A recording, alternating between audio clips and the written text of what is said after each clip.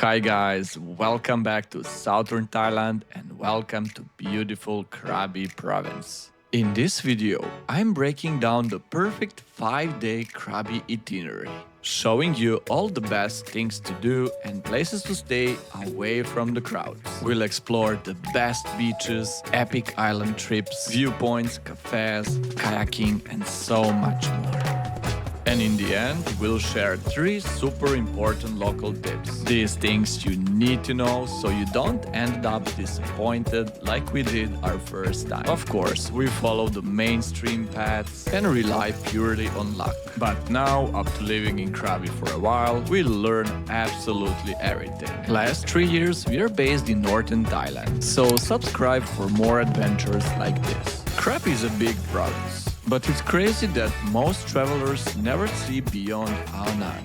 So don't worry, after these 15 minutes, you can simply copy-paste this 5-day itinerary and start planning and booking your perfect Thailand trip. Please click like to support our work, and now let's dive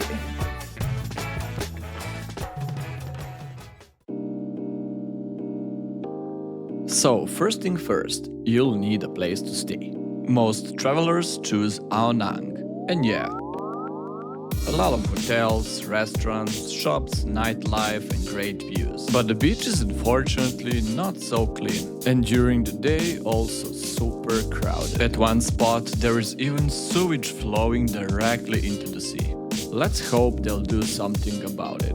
But until then, with its murky water and ton of long-tailed boats, Ao Nang is definitely not the kind of tropical paradise you'd expect seeing in southern Thailand. Don't get me wrong, I like the cliffs and views and all of the vibes, but we prefer the beach where we can actually swim and having some peace. That's why we always stay in Klong Muang. The beach is long and quiet, the sand soft, the water is clear, and there is way less traffic and people. In my opinion, this is by far the best beach in Krabi mainland. You can find cute cafes, sunset bars, and it's only 15 minutes away from Ao Nang, so you can easily hop there whenever you want. But as always, nothing is perfect. There's one thing you have to know before coming here. We'll show you everything, and the best way to do that is to start with day 1 of our itinerary.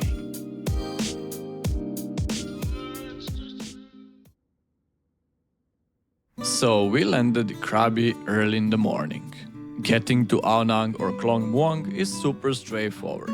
There are multiple ways to do that. Shuttle buses, taxis, tuk-tuks and so on. But we always use Grab or other similar apps like Bolt or InDrive. It's just the most convenient. It's quick, safe and easy. There are always available drivers nearby and you can pay everything online. The ride takes about 30-40 minutes and costs roughly $10. First day we like to spend just relaxing by the sea, getting to know the area around our stay. We'll grab some iced coffee and fresh coconut, and of course enjoy some tasty local food. That's why we love Klong Muang so much. It's quiet and peaceful, and the beach is absolutely gorgeous, especially during high tide. But during low tide, the water almost completely disappears, so it's not the best time for swimming. However, the tides in Krabi change about every 6 hours, so it's not that bad. Just be sure to check the tide forecast to plan your day. Krabi has so many stunning natural places beside the beach, so it's very simple. When the water is low, we usually explore around. Each beach in Krabi comes with a sunset you'll never forget. So yeah, that's the perfect way to wrap up our first day here.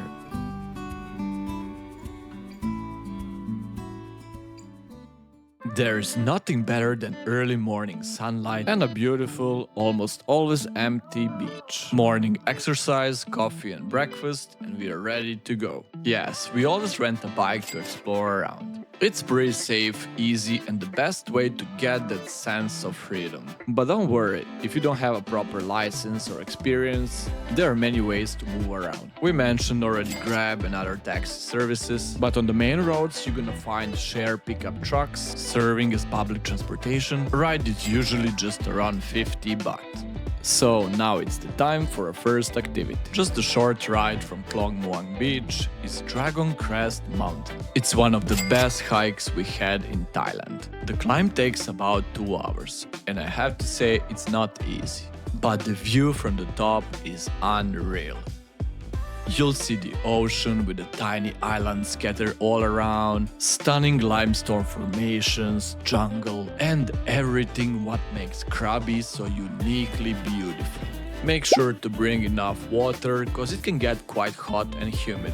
In case this 8-kilometer long trek is too long for you, don't worry, there's so many great viewpoints like Din Dang Doi and Kuan Nom Sao. You can reach them quite easy. We covered all of these places and much more in our full video about Krabi, so check it out.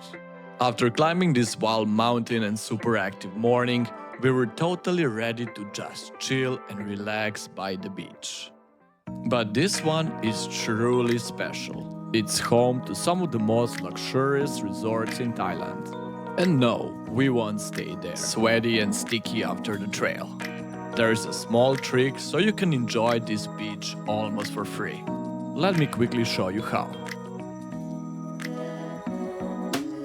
Normally we don't drink coffee at places like this, but this Starbucks is a cheat code. Located just 1 minute away from the hiking trail, it's the perfect entrance to beautiful Thap Kek Beach.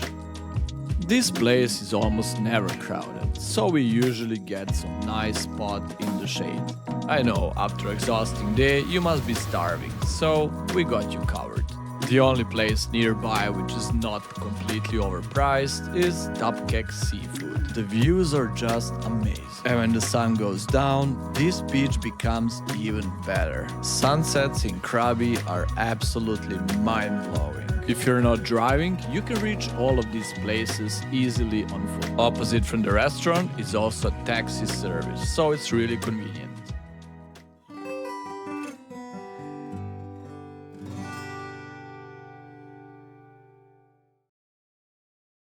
It's day 3 and we are ready for the real adventure.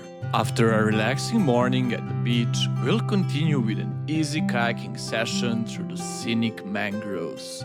This is definitely one of the best things to do here in Krabi, and you can choose between Alta Lane, Klong Route and other smaller places. We like both of them and you can see more in our big video. Kayaking is the best during higher tide, so keep that in mind. And if you want to avoid the crowds, choose early mornings or late afternoons. It's also the most pleasant time, cause during the day it can be really hot. So after an active day in the mangroves, we'll choose some nice cafe and restaurant and chill there until the afternoon. When the sun goes down a bit, we are heading to Ao Nang Beach. But we won't swim there. Instead, we're gonna do famous Monkey's Trail, which is another must-do activity here in Krabi and leads us to beautiful Pai Plong Beach, surrounded with towering limestone cliffs. Sunsets are special everywhere, but there is one beach which is simply unbeatable. During the day it's not the most beautiful one, but during the sunsets it's by far our favorite one. Later on, if you're lucky, you can enjoy some fire show. It's the perfect intro for our favorite night activity, and I bet you know exactly which one.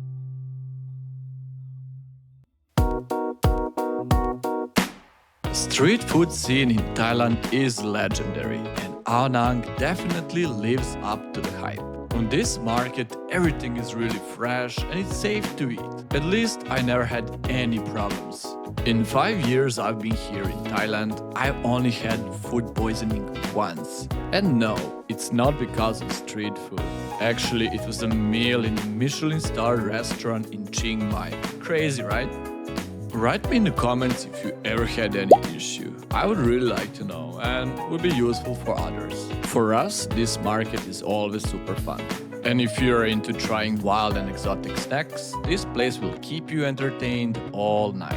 Live music, traditional Thai dance, and many different stalls with unique souvenirs. You can even catch a Muay Thai fight at the stadium just around the corner. And that's it for the day 3. For us, it couldn't go any better. Now we're gonna take a good rest, cause tomorrow morning, it's the day for the main highlight of this trip.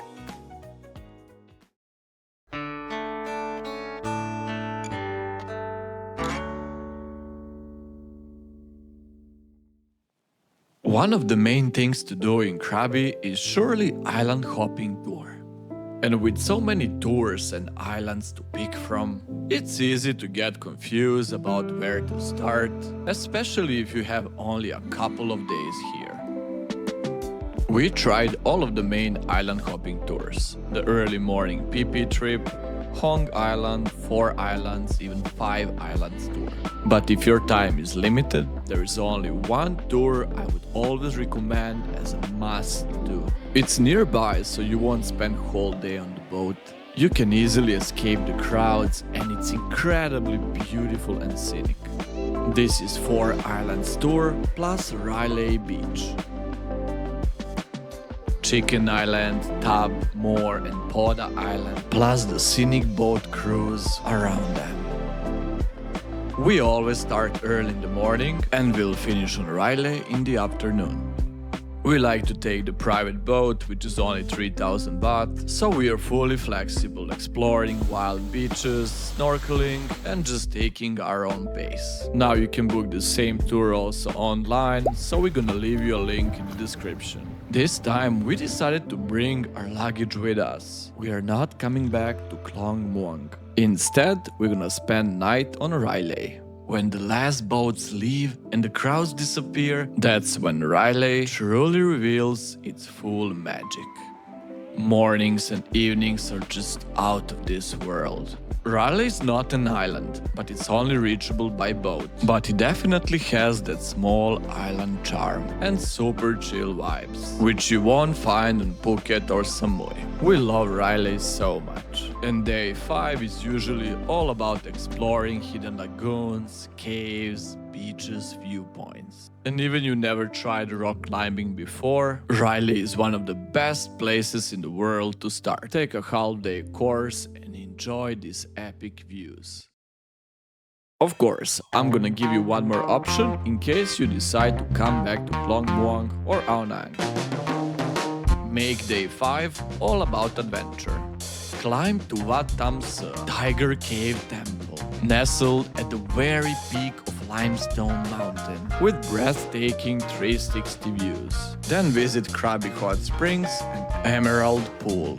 Now, as we promised, it's time for 3 tips about your next Thailand adventure. Don't trust the weather forecast. Here in the tropics, it's just never accurate. Plan your activities based on the tide forecast, like we showed you. And when it comes to the rain, you can check live weather radars to maybe get an idea what to expect the next day. For example, if you're visiting any lagoon, most of them are beautiful just during high tide. Tip number 2. No need to book every single tour online, but be sure to book your stay in advance if it's high season. Then you're gonna easily sort out the tours once you arrive. Usually we find the best deals right at the beach, so no worries, it's really that simple. And what you've all been waiting for, finally, Phi Phi Islands. What to say about this one? I really have mixed emotions, but yeah, you should definitely experience this at least once. And tip number 3 would be skip one-day tours from anywhere. If you want to experience Phi Phi Island, stay at least 2 nights there. You can't avoid crowds completely, but trust me, you'll thank me later. And that's it for today, guys. You'll find the full itinerary in the description, so you can just copy-paste. Hit like and subscribe, and check our next video for more details. Thanks for watching. Bye.